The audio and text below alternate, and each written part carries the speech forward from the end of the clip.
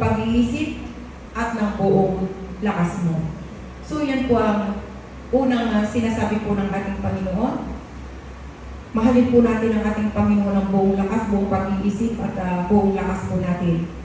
Bigay po natin iyon sa ating Panginoon. At ang pangalawa po ay ibigin mo ang iyong kapwa tulad sa iyong sarili.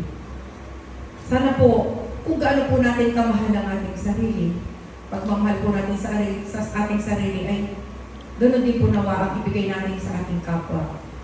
Hindi lamang po sarili natin ang dapat nating mahalin. Dahil ang tawag po doon, kapag sarili na natin ang ating minamahal, ay tayo ay makasarili.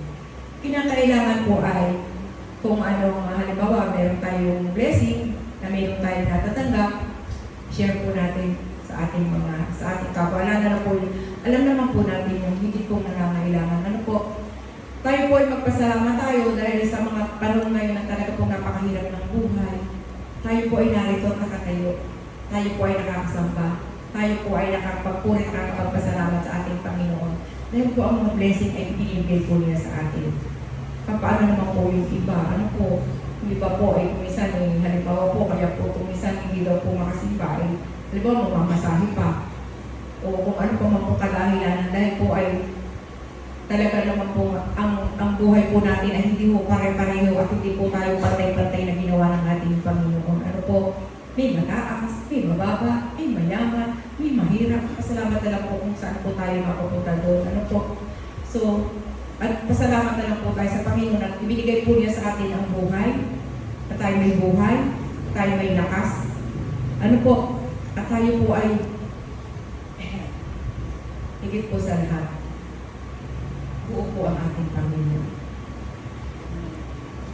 Kaya nga kaya ganito ang aking i-share ay medyo, alam ko na hindi ito hindi nakakatuwa. Ayaw ko mag-share ng nakakatuwa kasi alam naman po ninyo yung nangyari po ng pagsubok sa aking buhay. Pero alam ko po na ang Panginoon ay laging sumasaan at lagi po na akong sinasamahan. Kaya maraming pong salamat at hindi po sa ating mga kapatiran, sa ating pong napakabait at minamahal ng pastor.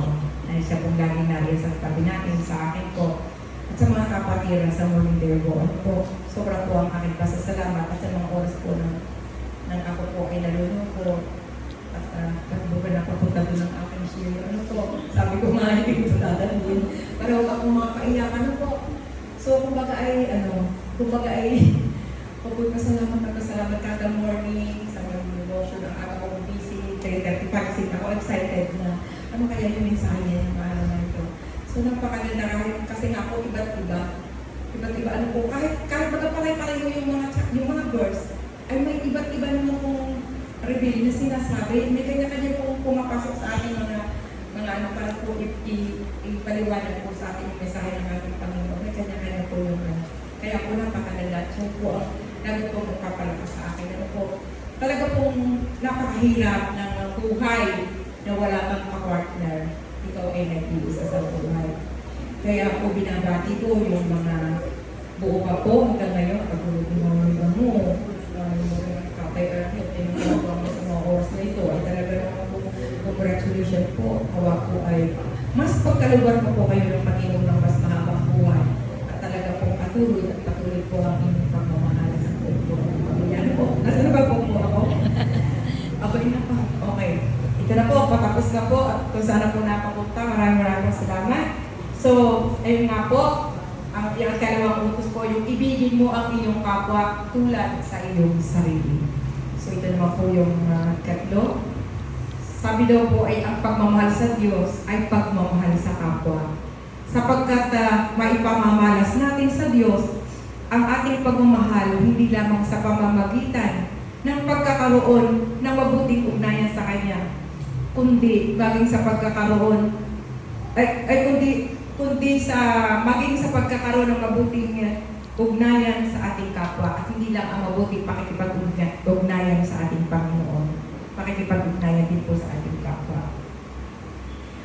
Halimbawa na lamang, ano po, may halimbawa.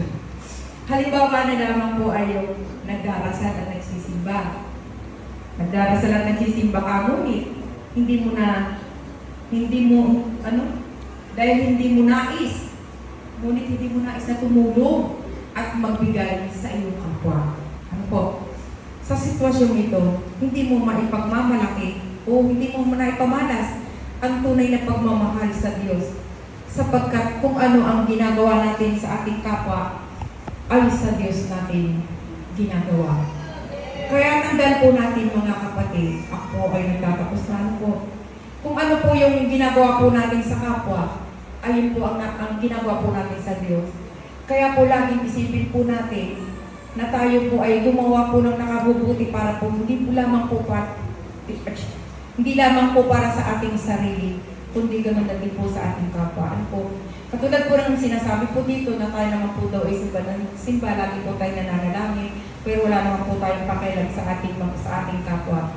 Kaya kailangan po, huwag po natin, lagi po natin isa-isip na ang pagtulong sa kapwa, kung ano man po yung naibibigay natin sa kapwa, dahil kung mayroon ka namang itutulong, ay bukas palad po natin ipagkaloob yun. At nakikita ko naman po din lahat po ng narito ay alam ko naman po sila mga bukas palad. Ano po?